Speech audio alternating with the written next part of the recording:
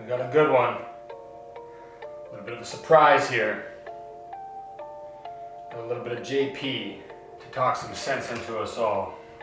To social norms, that's more or less rescuing your father from the belly of the whale, but the other way you do that is by having a conversation with yourself about as if you don't really know who you are, because you know what you like. You won't do what you tell yourself to do. You must have noticed that. Make it work. It's like you're a bad employee and a worse boss, and both of those work, for you. You don't know what you want to do, and then when you tell yourself what to do, you don't do it anyways. You should fire yourself and find someone else to be. But my point is that you have to understand that you're not your own servant, so to speak. You're someone that you have to negotiate with, and you're someone that you want to present the opportunity of having a good life to. And that's hard for people because they don't like themselves very much. So, they're always like cracking the whip and then procrastinating, and cracking the whip and then procrastinating. And it's like, God, it's so boring and such a pathetic way of spending your time. And you know what that's like because you probably waste like 6 hours a day. And I think we did an economic calculation about that a while back, right? Your time's probably worth $50 an hour, something like that. I mean, you're not getting paid that now, but you're young, and so this is investment time, and what you do now is going to multiply its effects in the future. So let's say it's $50 an hour, which is perfectly reasonable. So if you waste 6 hours a day, and you are, then you're wasting about $2,000 a week, or about $100,000 a year. So go ahead, but that's what it's costing you every hour. And you need to know what your damn time is worth. So let's say it's not $50, it's 30, whatever. Maybe it's 100, it's somewhere in that range. One of the things you should be asking yourself is, when you spend an hour, was that, would have I paid someone $50 to have had that hour? And if the answer is no, it's like, maybe you should do something else with your time. And it depends on whether or not you think that your time's worthwhile. But the funny thing about not assuming that is if you assume your time isn't worthwhile, what happens is you don't just sit around sort of randomly in a state of responsibility-less bliss. What you do is you suffer existentially. And so that seems like a stupid solution. So anyways, as far as I can tell, that's how you can improve your conscientiousness.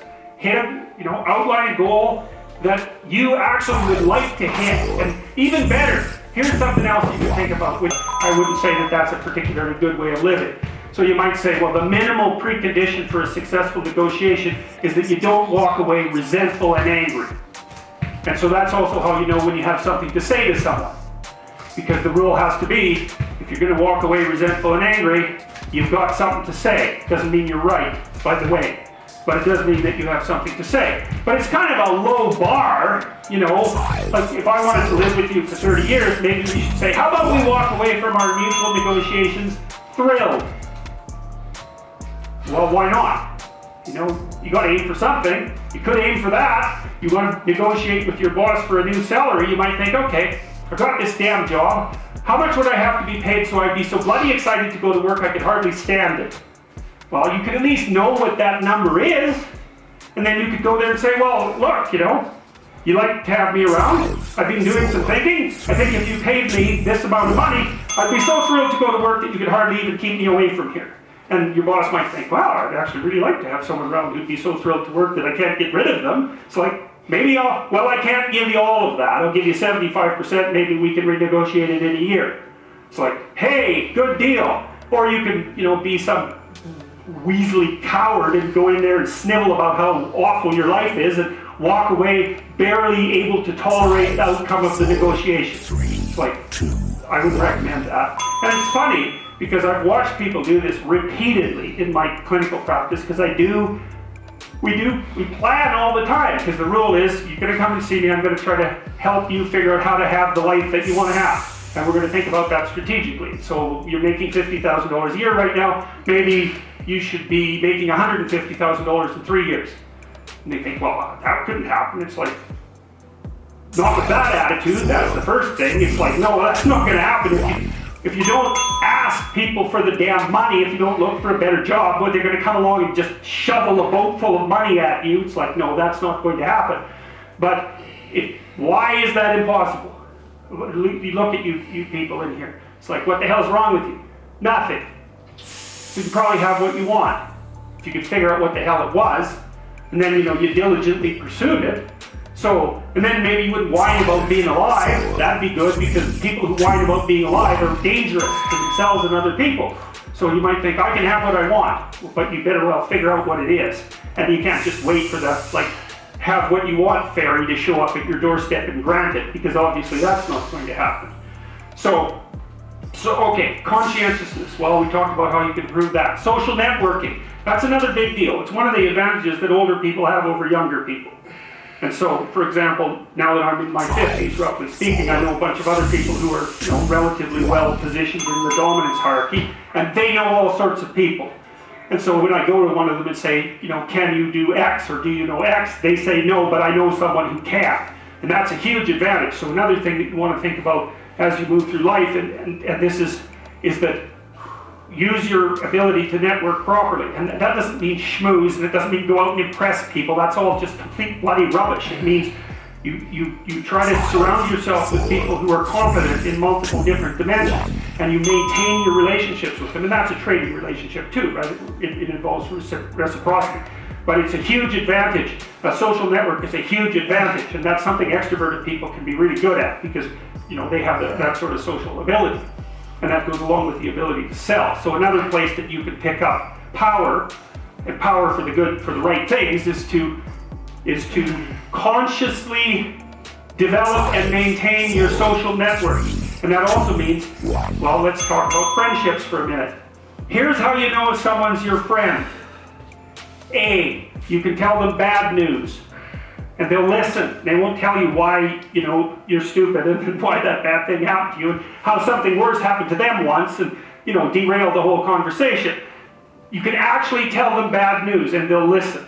So that's a good thing. And then, this is a weirder thing, you can tell them good news, 5, 4, and they'll help you celebrate. 2, 1. And that's a really good way of deciding who you should have around you, because if you have someone around you, something good happens to you, you're kind of afraid to even admit it, because, God, something good happened to you. It's like, you let that be known, and it'll certainly be taken away. So, you come out and you sort of tell someone half-heartedly that something good happened to you, and they give you a whack, and then talk about, the great thing that happened to them 3 years ago, or worse, the great thing that happened to someone that they knew 3 years ago.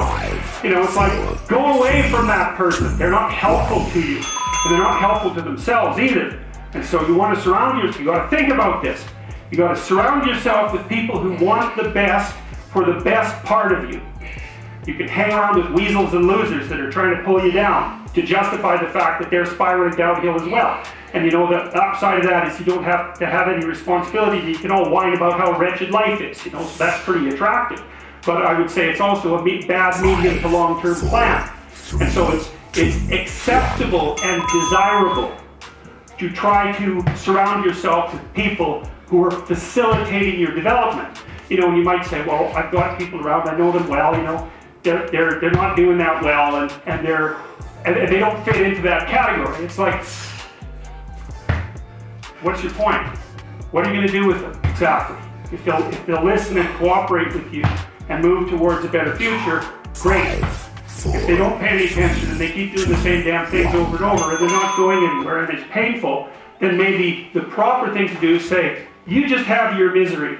I'll go off and have my life. And maybe you'll wake up at some point in the future and think that's a better way of being. Because just putting up with it is, they call that enabling, right? You put up with that sort of behavior, you're providing tacit consent for it, and even tacit approval.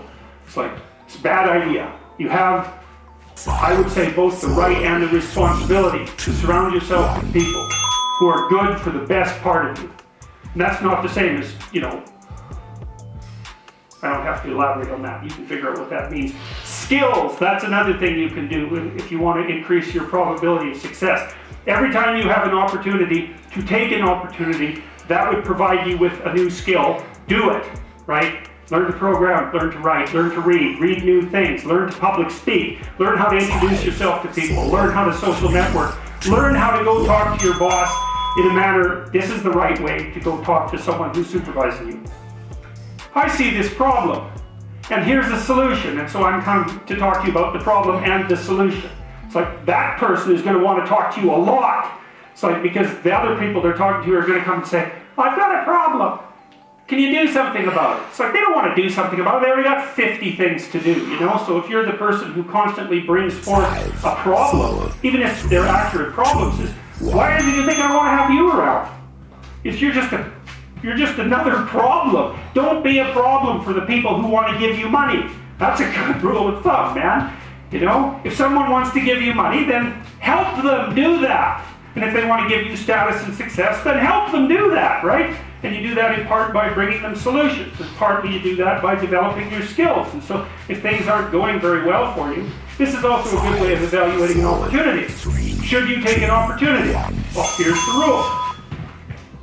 Take the opportunity if it will teach you something that you can use for other opportunities. Because then even if it fails, which it probably will, it doesn't matter because you've accrued something of value that you can bring forward to the next situation. So, you know, there's this old Jungian idea that I told you about. In the Chartres Cathedral, for example, the cathedral is made in the form of a cross, and the cross signifies the center of the world, and the dome signifies the sky. So right below the dome at the center of the world, and it's a cross because the cross is the place of suffering. So that's the center of the world, because that's what you are. You're the place of suffering, right? You're the place of conscious suffering. That's the center of the world. And so inscribed on the floor is a maze, and you enter, it's a big maze, and it's a mandala, and there's a kind of a flower-shaped resting place right in the center. And what you're doing is walking in the maze, and you walk all 4 quadrants, and you get to the middle, which is where you want to be. You want to be in the middle. Well, how do you get there? You walk everywhere. And what does that mean? It means every bloody time you're offered an opportunity, take it and develop your skills. And that's better than wealth, by the way. In fact, it actually constitutes wealth, because wealth constitutes what you have when someone takes all your money away, right? That's real wealth. And so the way that you build up that sort of wealth is you turn yourself into someone who's competent in multiple directions. And you could be doing that all the time, right? Especially with the kind of technology that you people have access to. I mean, you can learn anything you want whenever you want. So what a good deal that is, man. And so there's easy fruit hanging that you could pick, and I would recommend that you do that. So here's an example. Let's say you're not doing too bad, so maybe you're in the middle of the normal distribution, then you lose your job. Okay, and so let's say you're a conscientious person. And we could say, just for the sake of argument, that you lose your job because of mass layoffs in your company. So it has nothing to do with you. It's fundamentally, it's just like luck of the draw, basically. But then what happens to you? Well, if you're conscientious, you're gonna go after yourself pretty hard. So you're gonna, and especially if you're also high in neuroticism, it's gonna depress you to lose your job. And maybe you're in a situation where you just, for one reason or another, you don't have that many other opportunities. Now, maybe you should look for them, but maybe you're in a depressed strata of the economy, or you're geographically located somewhere that makes moving difficult, or so on and so forth, you know. So, but you lose your job, and then you start to get depressed because of that. Well, then as you start to get depressed, you know, it decreases the probability that you're going to look for a job, but also maybe starts to put stress on your family, and it also starts to decrease the probability that you're going to engage in positive social interactions. So now not only are you unemployed and suffering from economic stress, but your marriage is starting to suffer, and you're starting to isolate yourself from your friends. And then, of course, as your marriage suffers and the stress builds up, then that's going to make you more depressed, and that's going to keep you even farther away from your friends, and that's going to decrease the likelihood that you're going to have enough positive emotion and enthusiasm to look for another job. And then, you know, maybe you want to add a bit of a drinking problem to that just for fun, and you can see that you can get a spiral going that's just taking you down, right? And it's all sorts of things, because lots of times people conceptualize, let's say, you know, you're an unemployed guy and you go to counseling and you get a diagnosis of depression. And the thing about a diagnosis of depression, it's sort of like, the assumption is there's something gone wrong with your psychological structure. It's like, if you're unemployed and you're depressed, it isn't obvious at all that the problem is in your head. You know what I mean? It isn't even obvious that it's a psychological problem. It's just a problem, and problems can take you out. And so, if you're unemployed and you're under economic stress, and your marriage is starting to shake, and you're isolating yourself from your friends, and you're less likely to be motivated to go look for a job, you can sort of think about that as a depressive spiral, but you can also think of it as a conspiracy, in some sense, of external forces that are auguring you into the ground. And we don't tend to conceptualize psychological disorders that way, but we should. Because lots of times when people are suffering from something that you could describe in psychological terminology, and depression is a very good example of that. It isn't obvious that there's something wrong with them psychologically. Often they just are in trouble. And there isn't a category in psychological diagnosis for client in serious trouble, but my experience has been almost without exception that the people that come to see me because something's going wrong with their life, not because they have a psychological problem. Now you could say, well, their psychological inadequacies, such as they might be, are interfering with their ability to recover, or maybe even served as precursors to, increase the probability of the catastrophe, but it's still not exactly the appropriate way to conceptualize it. And, because there's you inside you, and as a personality psychologist and as a clinical theorist, most of what I've talked to you guys about is your psyche and its structure as if it was like a soul that inhabited you, and there's some real utility in that. You're an individual demarcated from the community. You can be set up in a healthy manner or a non-healthy manner. The problem with that is that you're not just an individual, you're connected to all these external dynamic networks that are really, really important, and it isn't even easy to separate them from you. Like you might say, well, this is especially true once you become a parent, is your child more you than your arm?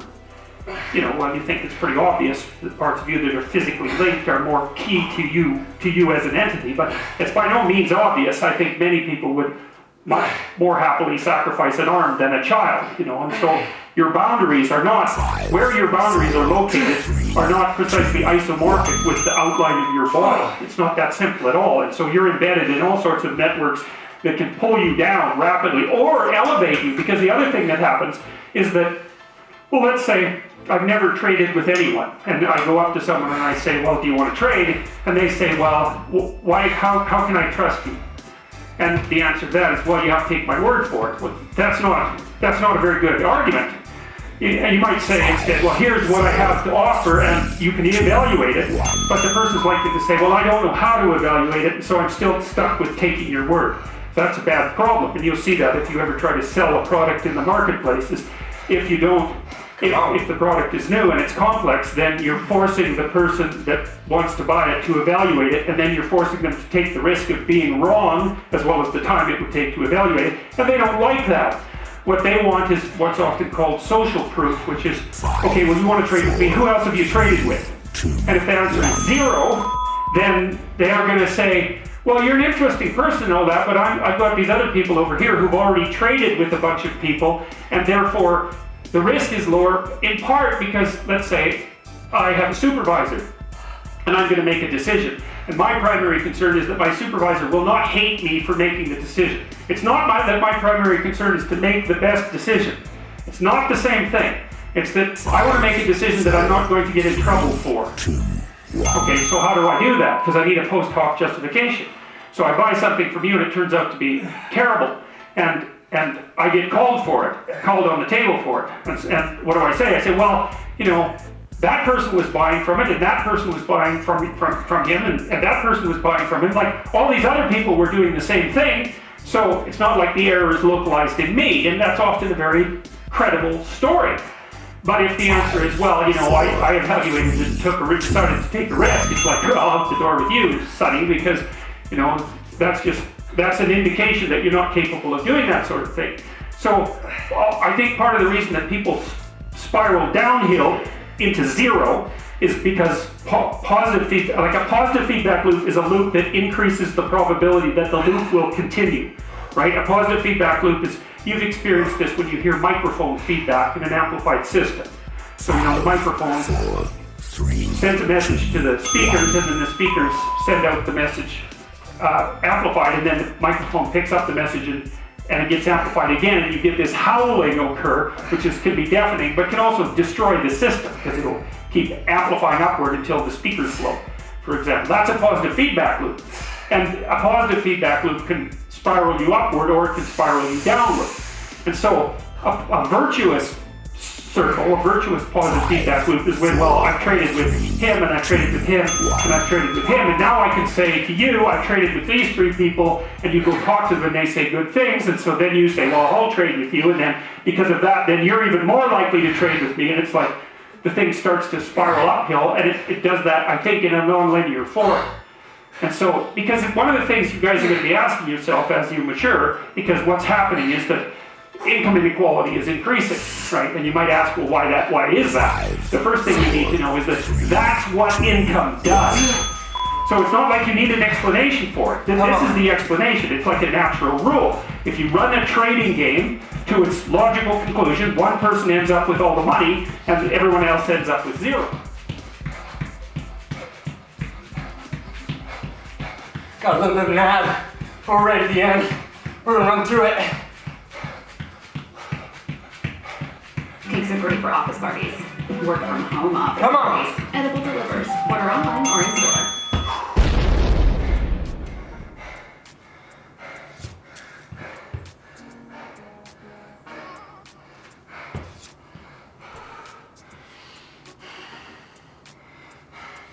Day 16.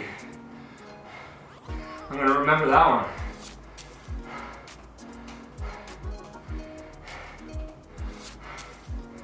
A little bit of JP, a little bit of Jordan Peterson, motivation. Gets me going. Still got my timer going.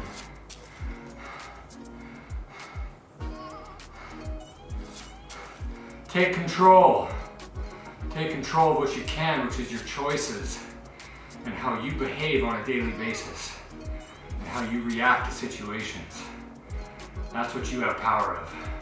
So own up to it. Day 17. I'm coming for you. Like, share, subscribe. I'll catch you tomorrow. Stay strong.